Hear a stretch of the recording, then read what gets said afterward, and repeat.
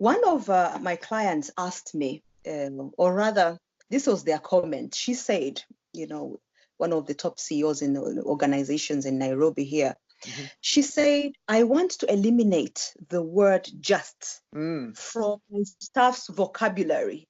I am just an employee. I am just a middle manager. I am just an assistant. I am just this. She says it seems to cripple them and keep them in a certain little box where they cannot, they're not proactive in anything. What would you say to a leader who desperately wants to eliminate this just, and probably where does that just come from? Well, the first thing I'd say is I admire this person, because that's an important thing to work on. That's an important thing to identify, to eliminate that word just. So I definitely admire this person and her perspective. That was terrific. Now, how do you go about accomplishing that? One of the things we finally arrived at is this. There's differences between someone who identifies solely as a manager and someone who identifies as a leader. And here's 3 key areas, for example. A manager will try to motivate, where a leader inspires. We're back to our key words again, but here's the differentiation, right? A manager will delegate, where a leader empowers, and a manager will drive or push, where the leader guides, you see? So you can only really lead the willing.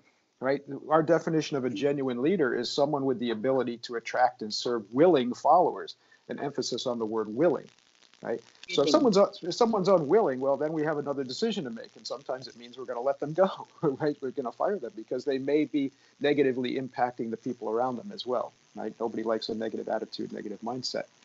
So to eliminate that word just, it's to focus on those people who will, you have to provide the genuine opportunities, everything we just talked about, right? Opportunities for advancement, opportunities for growth. I think it was Dan Pink who did a global study to identify what were the 3 key motivators. And he came up with autonomy, mastery, and purpose, right? So people want some control over their lives. There's the autonomy. They want mastery. They want to be able to grow, learn, and develop. And that's beautiful because that's a perfect imprint to our martial arts definition of that word, right? And then that sense of purpose, So once we can identify people who really want to embrace those opportunities, then we can bring them along. Now, specifically, it goes right to what we talked about when we talked about leadership at all levels. There is no just, right? All our roles are important and valuable. I don't care if you're sweeping the floors or you're sitting in the corner office running the company. We can't run an effective organization without everybody really embracing the common cause and purpose, and without everybody, really working in harmony, right? So it's a matter of value. That's one thing we can do as leaders, is make sure people know they're valued at all levels. Now, there's a little caution with this, and we just ran into it at a workshop this past week. Very interesting. Somebody brought me a challenge, and she said, I have somebody that I'm mentoring, and this person, I want this person to take over my job, because she wanted to advance and do another project, right? He said, but I can't get her to do it. She doesn't want to promote. And my question to her was, how good is that person in the role she's at right now? She said, wonderful. She's the best we've ever had. I said, and she's happy. She's satisfied. She said, yeah, she doesn't want more money. She doesn't want the title. No. I said, then why are you trying to force her to promote? Right? She is a leader exactly where she is. She's inspiring other people, right? She's influencing other people to do their best job.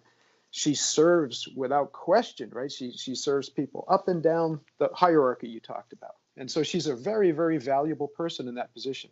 Again, we're not confusing rank, title, position of authority with leadership. So why promote this person, right? So I love the fact that this leader is eliminating the word just. And I'd say lead by example, right? The less you use the word, the less other people are going to use it, right? You're not just the janitor. You are the janitor, and we really appreciate. In fact, that's a funny little sideline, because I was, you fly a lot too, and I was in an airport as we were traveling last week, and this man was in the airport restroom doing a wonderful job. The restrooms were so clean, which is rare in airports these days, right? And I thanked him. I said, you don't know how much it means to us as travelers to be able to come into a restroom and know that it's clean and it's safe. I really appreciate the work you did. And that man smiled. Oh my God, you would have thought I handed him $1,000, right? And that's the type of thing that we can do as leaders to make sure that people know that they're valued no matter what their job is.